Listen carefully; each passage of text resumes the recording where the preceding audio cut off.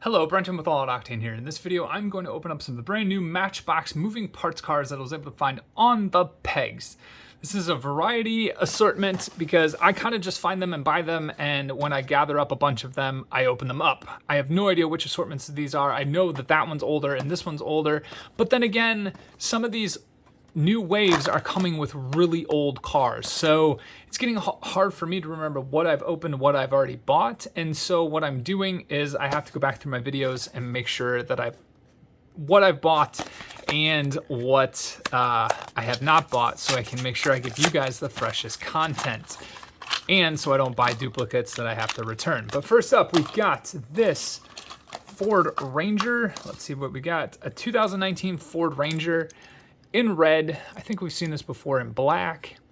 There's no detailed Tampo engine, but there is an opening hood. Fit and finish is a little lackluster. Oh, but the tailgate goes down. Okay, now that's cool. That's a cool other moving part. And looks like that doesn't close very well either. Well, honestly though, for the price, even though the fit and finish isn't great, I'll take it. It's like $2 a car. Sometimes maybe less. It just depends on what the Target has or the Walmart has. We got a 2016 BMW i8 in purple. And this one, I know the challenge is the doors. Once they're closed. Okay, that one works pretty well. And they actually did an okay job at matching the paint, although it looks better on camera than it does in real life. That's one hard part when you make the moving part plastic and you can't match it to the same paint color as the metal. But again, it does show up a little bit better on camera. It's much more noticeable in person. We've got a Mitsubishi Lancer Celeste. I think that's how you say that. Now this one gets a tampoed engine. Why? I don't know, but it does.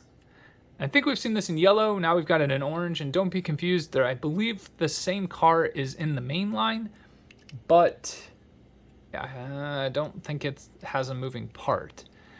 The hood actually does close quite well on this one. That's kind of nice.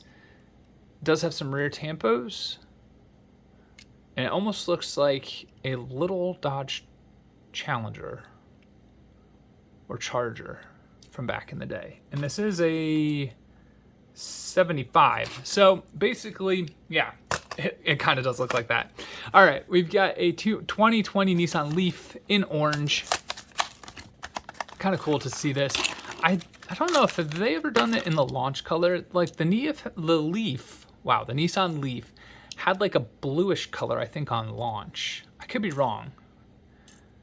But opening doors, and at least they made the dashboard somewhat presentable.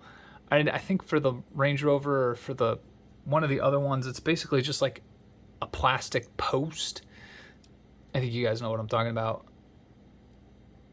This is actually pretty cool. Nissan Leaf with opening doors. And the fit and finish is actually decent. And they're metal doors, so the color is the same.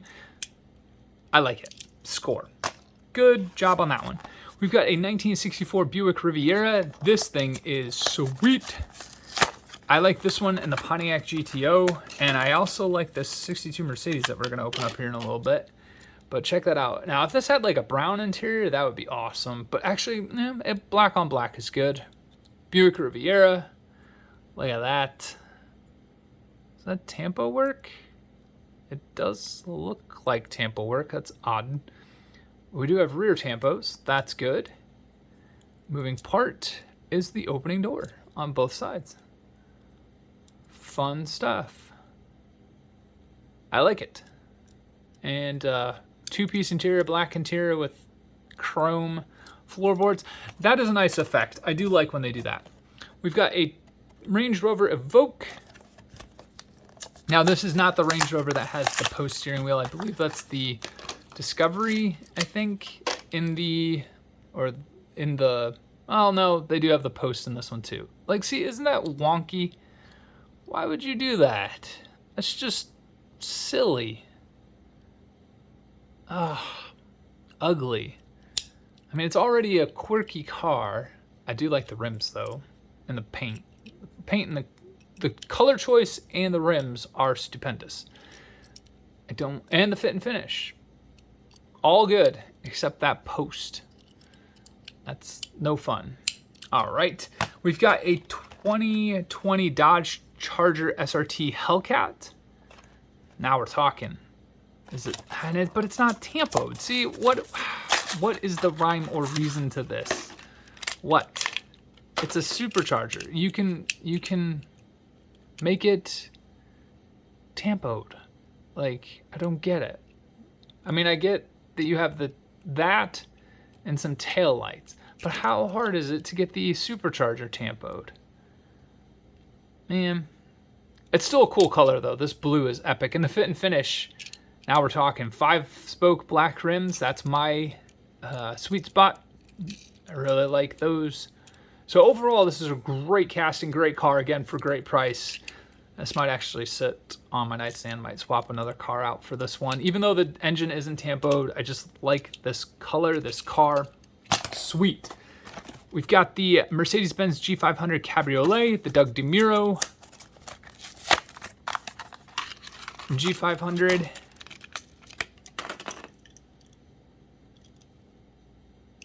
Sweet. And see, tampoed. Why? And it's got rear tampos and front tampos, so why?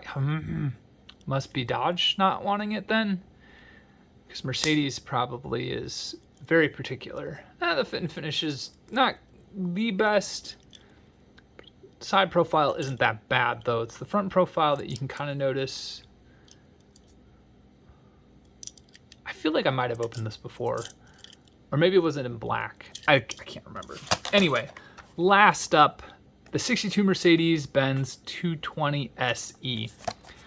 As I've gotten older, Mercedes-Benz, I have a soft spot for them. I've grown to like them. Brown interior on this one. Now we're talking, but the steering wheel. Ugh. 2 plastic base, because we've got the chrome and then the brown. Tampo work in the front, tampo work in the rear. But the steering wheel, goodness gracious, why? Oh, that's just such a disappointment. From that angle, great. Brown interior, gold paint, stunning casting, stunning colors, just why? Steering wheel, why? But there you have it. There are some Matchbox moving parts. Let me know which ones are your favorites in the comments below. Have you been able to find them? And until the next one, have a good one.